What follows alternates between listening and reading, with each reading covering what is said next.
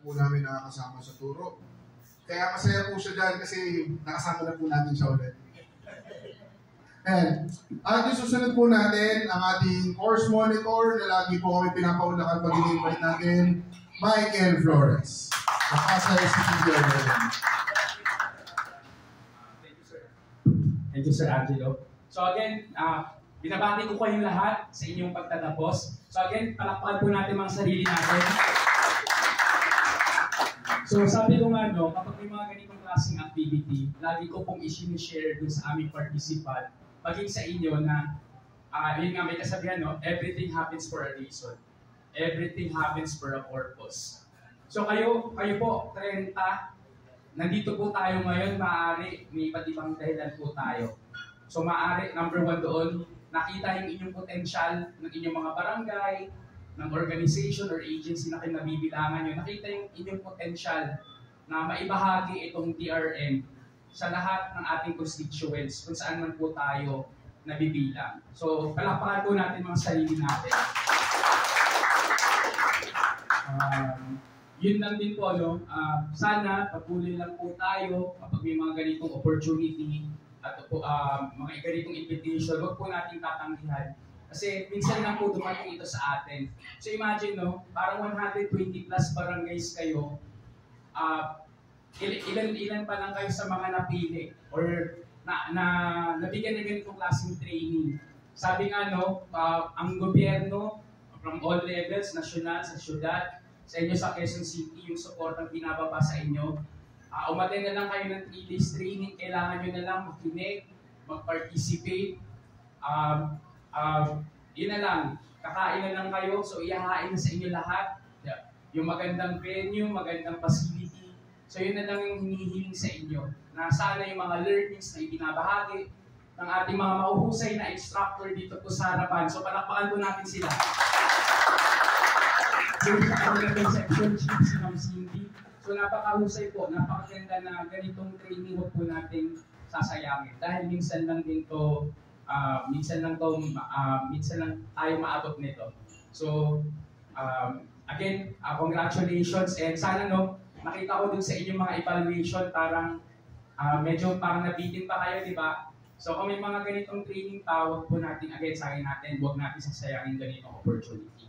So, again, in behalf din po ng aking pong training team mula sa QCDRMO, si Ma'am Banj, Ma'am Mitch, Sir Yoki, Sir Angelo, Ma'am Jelly, at saka yung mga training staff ng DRMO. So, nakita ko na yung inyong dedikasyon, yung inyong suporta sa ating pong participant at maging sa amin ni Sir Mike, mga ring parang very welcoming at saka very supportive kayo dun sa needs ng ating participant. Kaya sabi ko nga, minsan lang din naman ako lumabas. So kaya hindi ko matanggihan kung may mga ganitong klaseng imbitasyon. Kasi nakikita ko, parang isa kayo sa LGUs dito sa NCR na may tuturing namin na mga Hall of Famer or yung best practices niyo sa DRM talagang magiging huwaran sa aming mga LGUs na yun din yung aming goal or yung gusto namin tatahakin na landas. So siguro yun lang po muna sa muling pagkikita. Sana po sa training na lang. Huwag na lang po sa emergency or sa disaster. Kasi pag may disaster, ibig sabihin may taong nasa panganib, may taong nasa disgrasya. So, kaya kailangan, na lang, siguro sa training na lang, sa drills and CIMEX. So again, maraming salamat and congratulations everyone. I would like to call our course coordinator for this training, Ma'am Michelle Breches, and our course monitor, Sir Mike Flores.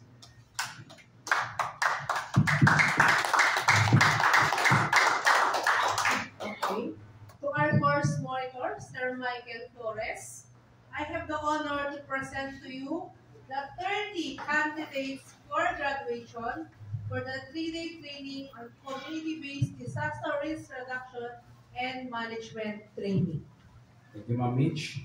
With the authority given to me by Office of Civil Defense National Capital Region, I do hereby declare the 30 participants from Quezon City Government, DRM Council, graduates of 3-day community-based DRM training course. Congratulations everyone!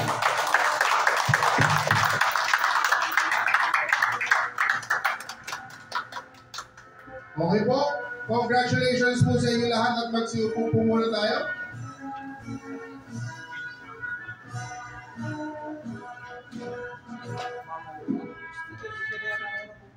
For the awarding of the certificates, ito na po yung much awaited part natin. No? So before we hand you your certificates, let me read to you the citation. Quezon City Disaster Risk Reduction and Management Office, partnership with the Office of Civil Defense, National Capital Region, awards this certificate of completion to each and every one of you for completing the community-based disaster risk reduction and management training held on November 16 to 18, 2023 and awarded this 18th day of November 2023 at Ciudad Christian Resort, 9 Waves, San Mateo, Rizal, and signed by Maria Bianca D. Perez, Officer in Charge of the QCDRRM. Joy D. Rendon, Barangay and Community Relations Department.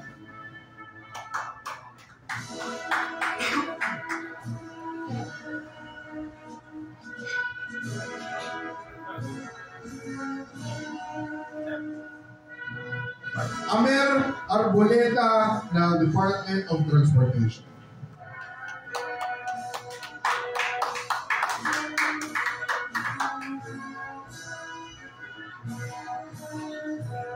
Analea Potit Morales, Department of Transportation.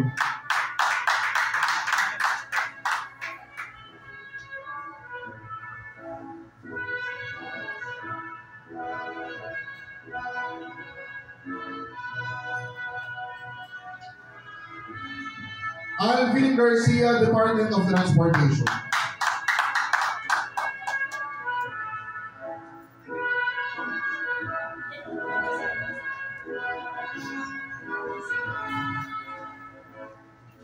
John Darwin Budoso, Department of Transportation.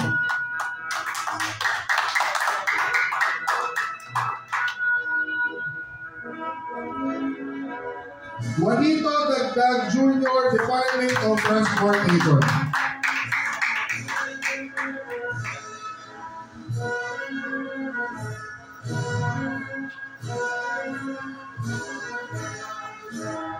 Arian Rose Galero, Pasay City Disaster Risk Reduction and Management Office.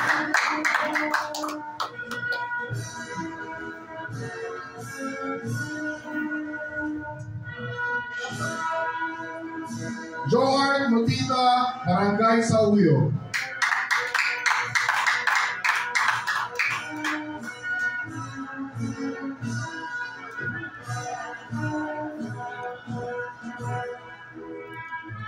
Erwin Lalata, Barangay Santa Cruz.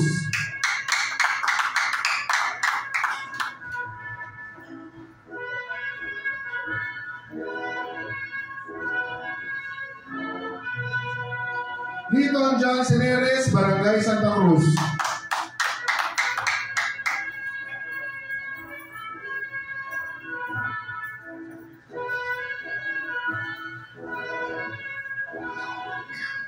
Angeline Albios, Barangay Santa Cruz.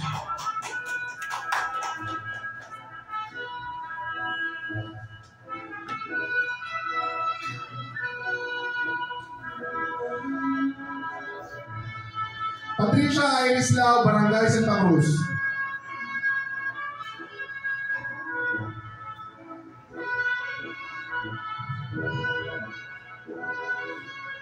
This could be us. So back to what I was saying. Could be us.